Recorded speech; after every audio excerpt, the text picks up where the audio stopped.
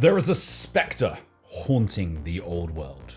No, it's not communism. I told you, we're an anarcho-syndicalist commune. It's the spectre of the legacy factions. The 7 armies from classic Warhammer fantasy that now exist in a slightly strange space. They have official PDFs which contain full army lists, and they're widely played within the community, but they don't have ongoing model support or regular updates from Games Workshop. No, stop! Don't look at the Age of Sigmar stuff. They all have different names. And despite this, people are still building them, they're painting them, and taking them to events. I'm one of them. In this video, I want to walk you through how I go about building a legacy army, what I think you need to consider before you start, where you can find the resources to help you along the way, and why, in some cases, you might decide that collecting a legacy faction actually isn't the right choice for you. Because whilst it can be incredibly rewarding, it does come with a few risks if you go into it without really thinking things through. Now, despite being a fairly well-known Wood Elf stan, my first real love in fantasy was actually the Vampire Counts. So I was, to put it mildly, pretty disappointed when they didn't make the jump into the core Old World factions. Rather than shelving the idea entirely though, I decided to build them anyway. This is the army here. I took it down to Beachhead for a 5-game, 2,400 point tournament and somehow managed to finish 6th overall, which I was absolutely delighted with. So legacy armies clearly can work. If I was starting again today and building a new legacy army from scratch, how would I go about doing it?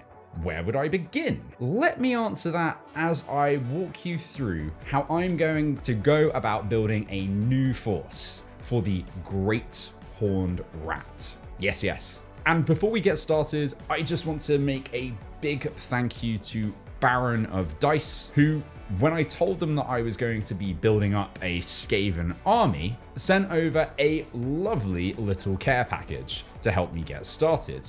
They sent me some awesome dice, including these lovely cheese dice, some collectible challenge coins that you can slot into the back of your Baron of Dice tape measure, as well as my favorite things, these lovely little Ratmen plushies and dice bag, who are now my cat Marceline's new favorite toys.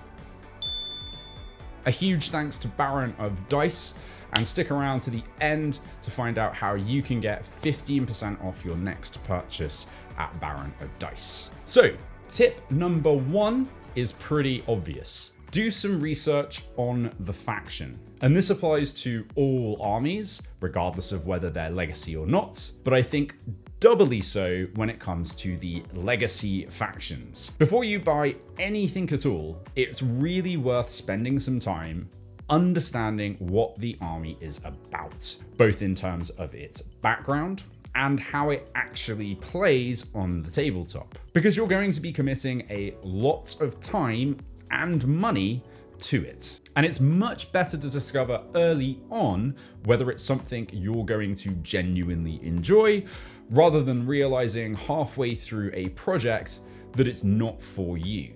For Skaven, that meant watching a lot of videos, reading through old fantasy army books, and generally getting a feel for how the army behaves. I watched Snipe and Wibb's 4th edition army book review, a number of videos by Pancreas No Work, Strange women lying in ponds, distributing swords is no basis for a system of government.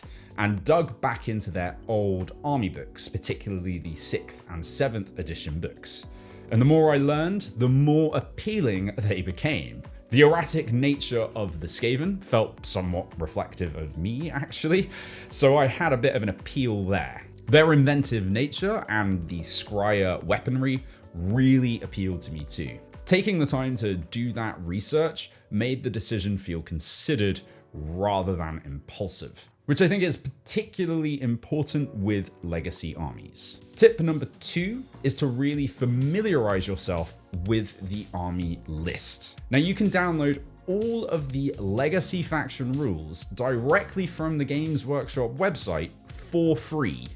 Yes, free army lists. And once you've gotten the PDF in front of you, it's worth going through it unit by unit to understand not just what the army can take, but what you can realistically source models for today. Some units still have very clear modern equivalents in Age of Sigmar, while others have disappeared from the range altogether. And that's where things can get a bit confusing, especially if you're newer to the game or you're coming back after a really long break. This is where old Warhammer Fantasy army books become incredibly useful, because they give you visual references and proper unit names that make it much easier to work out what each entry is. When I built my vampire counts, I ended up putting together a fairly simple spreadsheet that listed which units were still available to buy,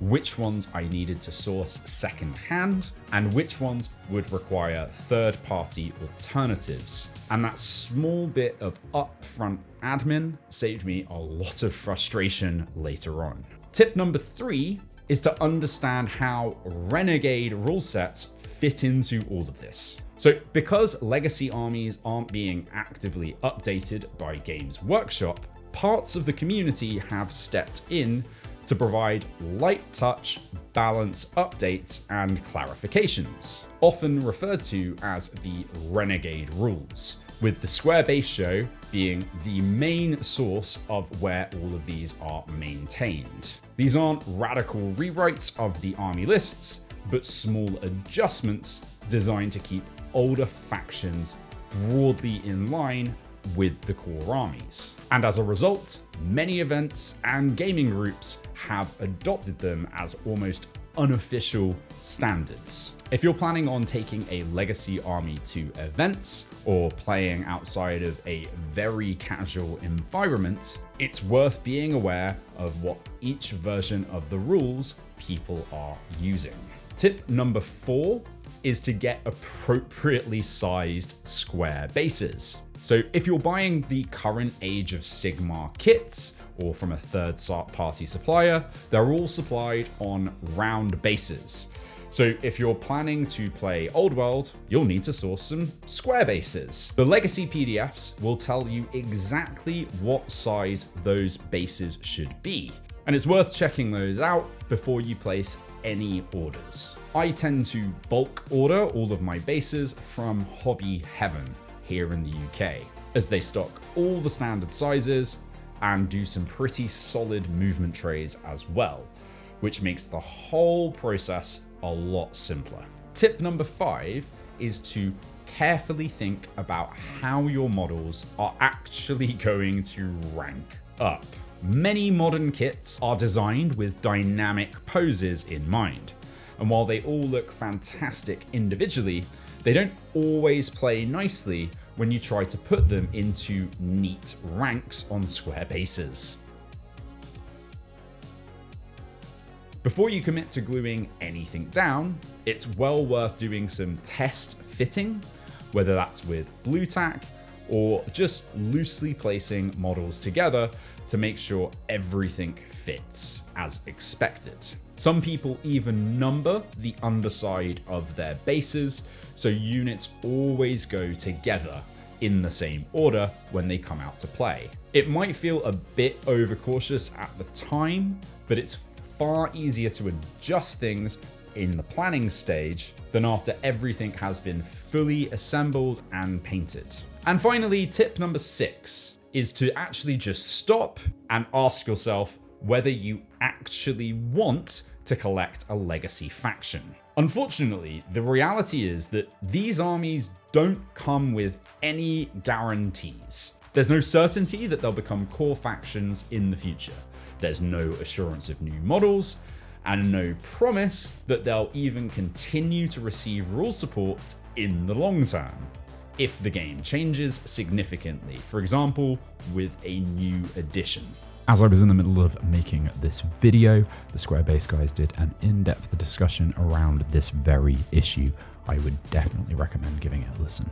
That uncertainty is something that you need to be comfortable with before you invest a significant amount of time and money into a project like this. Now for me, it's a risk, but I'm happy to take that risk with the vampire counts, and it's one that I'm happy to take again with the Skaven, because they're armies I genuinely enjoy regardless of what happens in the future. Now, if that uncertainty would bother you, then a core faction is probably a better choice if you're just starting out in the old world. But if you really, really love a legacy army and you're comfortable accepting that risk, the payoff can be enormous. They're often some of the most characterful and rewarding armies to put on the table. And they always seem to spark conversations in a way that more common factions don't. So if you are thinking about building one, take your time, do the groundwork, and make sure you're doing it for the right reasons. And if you're planning on starting a legacy force, I'd love to know what you're working on. I may or may not need more bad ideas encouraging me to start yet another army. This video brought to you by my supporters on Patreon and YouTube members, putting the super into support. You can join them from just £3 a month. Rat Grant. That's right, it's Rat Grant. Rat boy, I resent that. If you want 15% off on checkout at Baron of Dice. And if you want to get yourself started with a legacy army, check out Red October Games, giving you 25% off of Games Workshop products and a little kickback to me if you purchase through my link in the description. Thank you. I've got plenty more old world stuff to watch, which is probably showing up on your screen right about now.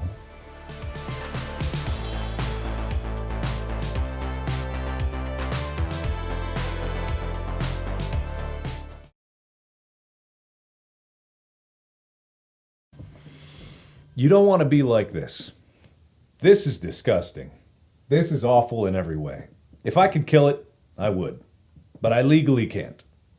But I've considered it.